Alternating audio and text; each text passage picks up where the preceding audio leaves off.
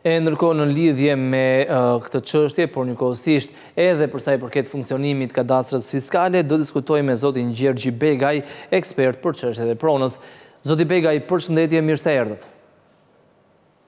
Përshëndetje, mirë se gjithë, faleminderit për ftesën. Faleminderit ju.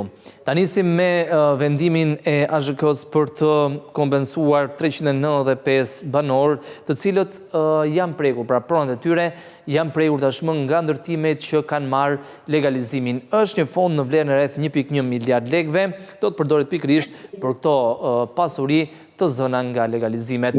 Si e cilësoni fillimisht si proces?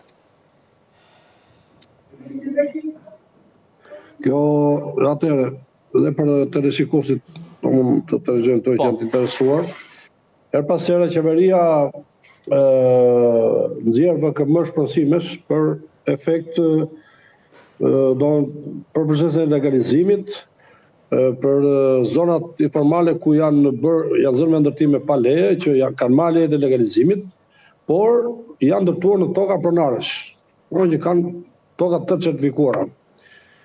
Atë në këto zona, qeveria donë me ligj, që ka kohë që është bërë ligji i shpërsimit, plotëson VKM-t domën dhe në gjithë territorin, ju thot për një shifër 395, domethënë pronar që marrin këtë vlerë 1.1 miliard lek nga qeveria, që shpërndahet normalisht sipas zonave dhe pronave që kanë në dispozicion pronarët. Megjithatë, kjo zoti Begaj, si efekti megjithatë kjo shifër zoti Begaj 395 familje kanë përshtypjen apo banor, kanë përshtypjen është në bazë të këtij vendimi, sepse sikur se e thatë ju, her pas here publikohen vendime, shuma dhe përfitues. Po, patjetër. Shiko, normalisht sepse tash në zonat të ndryshme dhe në qytete të ndryshme çmimet ka vlerë të ndryshme. Domthon, Tirana është me shtrejta dhe normalisht që aty bëhet shponsimi me vlerën e çmimit të zonës fiskale, sipas zonës fiskale, zonës kadastrale, por me çmim fiskal që është miratuar nga Ministria e Financave.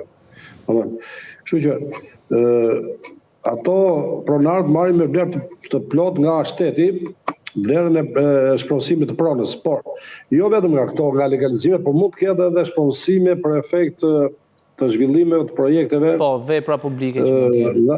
Po, patjetër. Nga qeveria qendrore, po dhe nga bashkia që mund të ketë për interes të projekteve publike. Që edhe kjo hyn në shponsime që komentojnë pronarët. Jo vetëm legalizimit, po sepse kemi edhe shponsime që dalin po dhe këto po me VKM, dhe mund të kenë problem ndoshta në një shumë në këtë vlerë.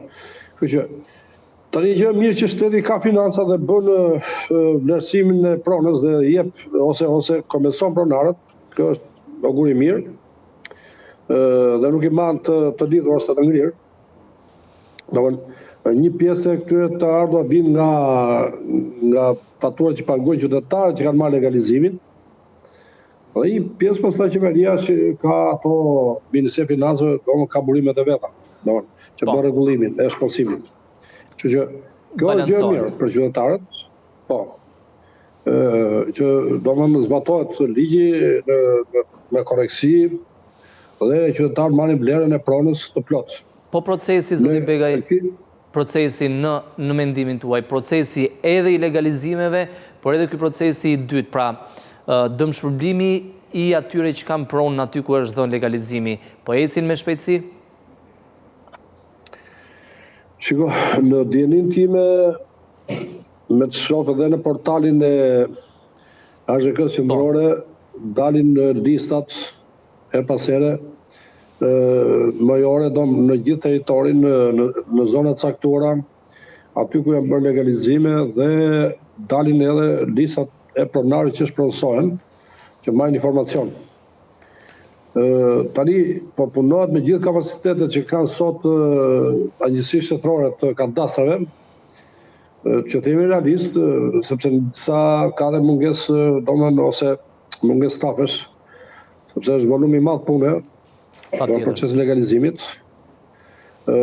Por po ecën me ritme normale, po themi, dhe me kapacitetet që kanë sot ato, po ecën mirë. Sepse deti ku ky ishte në ngoç legalizimit. Tani ka futur funksione edhe bashkitë që bëjnë procesin e matjeve në teren, ka ngritur grupe pune pranë bashkive me inxhinier topograf dhe ja lehtësojnë punën e zyrave të legalizimit. Domethënë që ato ta kenë gati, domethënë paktën dosjen e skicave dhe pastaj merren për vendimin e çështjeve juridike. Kjo është gjë e mirë. Domethënë dhe bashkitë janë ka një vit e ca që ka filluar ky proces që dhe bashkia në ndihmë të qytetarëve. Ndërsa për sa i përket BKM-ve, normalisht që qeveria her pas here bën domethënë ose janë grumbullohen një sasi dosje që shkojnë nga zyrat e AZK-ve pranë qeverisë dhe normalisht që bëhet shpronësimi ndoshta mund të kalojë edhe një herë në muaj, nuk e di se si ka rregullat kryeministria që bën VKM të shpronësimit atje. Po që është vazhdon procesi normal do legalizim VKM shpronësimi dhe shpronësimet që dalin dhe qytetarët që normalisht pagojnë atë që ju takon pranë bankave për të marrë për të marrë certifikatën. Për të marrë trullin, certifikatën e trullit të banesës, që të mbillet të cikli i legalizimit. Zoti Begaj, kam përshtypjen që në këto raste të dëmshpërblimeve përdoren çmimet e reja referencë që hynë në fuqi vitin e kaluar dhe që publikuan nga Ministria e Financave. Ato merren për bazë. Tani ja futur çmimet e re, domethënë nuk e di. Po pritet sepse edhe ishte folur që do të fillonte riversimi në datën 1 janar. Po. Në janar do të ushty. Dhe do të fillon për efekt të mosdaljes të listave fundore në disa rrethe të çmimeve fiskale sipas zonave kadastrale, domethënë çmimet e reja. Mungojnë edhe udhëzimet. Edhe udhëzimet mungojnë. Po pra, edhe udhëzim patjetër. Këtë tha dhe kryeministri dje në një takim me banorët e Durrësit, ku ishte mos gaboj, që është një zonë aty që po është një projekt të qeverisë për zhvillim turizmi, që kërkon shpresim, kështu shpronësim sipas çmimeve reale të tregut. Dhe kryeministri ishte vetë prezent në bashkinë e Durrësit dhe ju premtoi qytetarëve që preken nga ky projekt që do të presin çmimin listën e re që do të dalin nga Ministria e Financave dhe të bësh shpronësimi të afrohet tregut real. Kështu që është edhe kjo që po pritet ndoshta në Tiranë ka përfunduar me çka kam ndjeni, por janë disa rrethe që s'kan përfunduar akoma këto çmimet e zonave fiskale, në zona ndryshme. Pse ka një diferencë kaq të madhe, zoti Begaj, mes çmimit referencë dhe çmimit real të tregut? Dhe kam fjalën në më shumti për sa i përket shpronësimeve, sepse kur ka shitje blerje, tregu e zgjidh vetë. Por kur dëmshpërblen banorët, pse ka një diferencë kaq të madhe? Atëherë këtu kemi një raskundant ose kemi një disnivel, po është shumë e drejtë pyetja. Dhe pikërisht këtu tani, shiko, është si të them, shteti kërkon të blejë lirë dhe të shesi shtrejt. Është ekonomi tregu. Por e mira tani do të vi, do të merë dhe mendimi ekspertëve që të realizohet me çmime reale, sepse qytetarët sot që kanë një shtëpi banimi në një zonë caktuar dhe ti e shpronson me çmimet e vjetra, ai nuk mund të dalit të blejë sot në treg. Ka shanse të gjejë një tjetër si ajo diku tjetër. Absolutisht. Kështu që prandaj është e mirë që këto shikojnë rast pas rasti dhe para se të ndodhin këto shpronësimet, duhet krahasohen me tregun real, duke marrë mendimin dhe të ekspertëve ligjor që merren me çështjet të vlerësues dhe të zyrat imobiliare që operojnë në zonat të caktuara. Dhe pikërisht këtë po bën qeveria që të mbylli atë ciklin e vlerësimeve, po themi të afrohet reale, sepse asnjëherë nuk ka një pikë fundore, por gjithsesi të afrohet deri disi që qytetarët me ato lekë që marrin të kenë mundësi të blejnë një apartament tjetër në një zonë të caktuar atje. Kjo do të ishte mirë. Gjë mirë. Këtu është ai handikapi që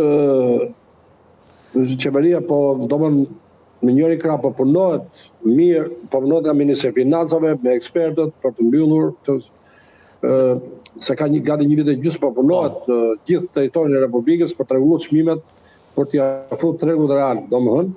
Dhe është ajo që sapo thash më përpara që në pjesën më të madhe janë stabilizuar çmimet në Bregdet që është dyfishuar çmimi edhe trefishuar. Kemi në Tiranë që po kemi çmime domethënë që kanë tejkaluar duke krahasuar me vlerësimet e mëparëve që kanë kaluar dhe me dyfish, trefisin në zonat caktuar vlerën apartamentet dhe dyqanet.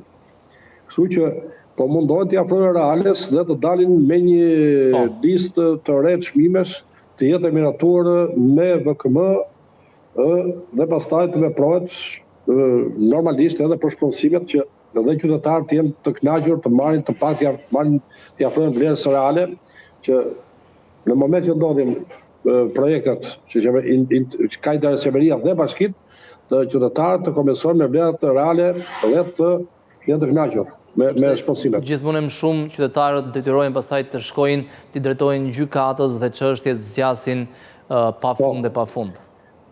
Është shumë e drejtë ajo, sepse kur nuk gjen drejtësi ose në zgjidhjen e po themi administrative, normalisht janë detyruar të drejtojnë gjykatave duke kërkuar ndihmën edhe të ekspertëve të vlerësues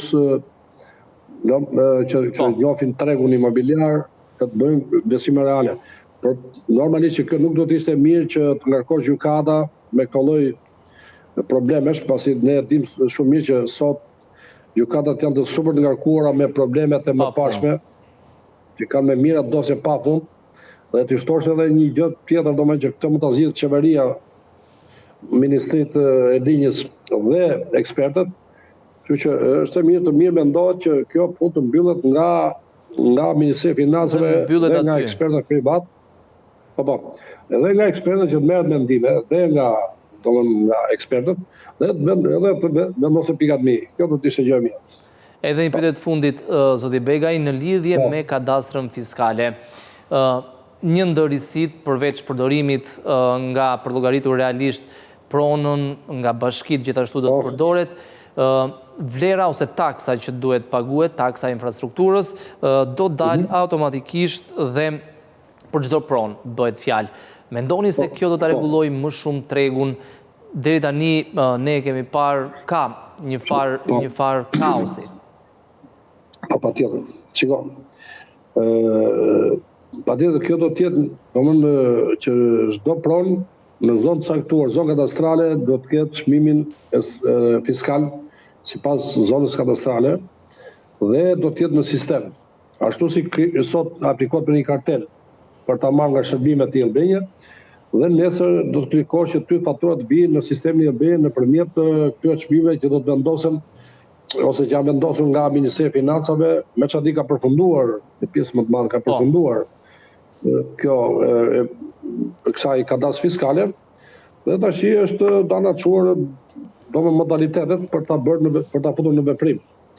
Shiko, kjo lehtëson janë dy gjëra. Një lehtëson që shteti të mbledh taksat korale dhe të drejta, por edhe qytetarët që mos fallakaten që një pjesë shkojnë pranë bashkive më e radhë për të paguar një taksë të banesës, tjetër në ditë punë. Kështu që tash mund punohet nga sistemi që ti paguon bank çka ke për të paguar, domethënë sipas taksës që vjen edhe mbyll siklin që aty domethënë. Do të del në sistem taksa. Kjo është gjë e mirë. Normalisht që më mirë i bëhet qeverisë sepse mbush arkën me çmimet e të kadastrës fiskale, por normalisht që në çdo shtet të Evropës perëndimore. Nëse duket kemi një shkputje në lidhjen e drejt për drejt me zoti Begaj, jemi rikthyer. Mbat me taksa dhe qytetarët do të patëm një shkputje zoti Begaj për ta përmbyllur. Okej. Atëherë kjo është gjë e mirë dhe për qeverinë dhe për qytetarët. Të dy lehtësojnë. Po qeveria mbush arkën në kohë rekord dhe ka të lidhur me sistemi, si sistemi i bankave, por dhe qytetarët paguajnë taksën rregullisht dhe nuk sorëllaten më për majrante për sportentët e bashkive, sepse nxjerrin tani nga sistemi dhe shkon paguon taksë brenda kohës që ashtu, që të marrë një shërbim themi sa më komod. Kështu që është mirë për të dy palët. Qeveria mbusharkën nga pjesëmet, po dhe qytetarët janë përgjegjës që të paguajnë një taksë që të marrin dhe shërbime më të mira. Shërbimet në kohë. Zoti Begaj, ju falenderoj për gjitha mendimet e sjella në studio.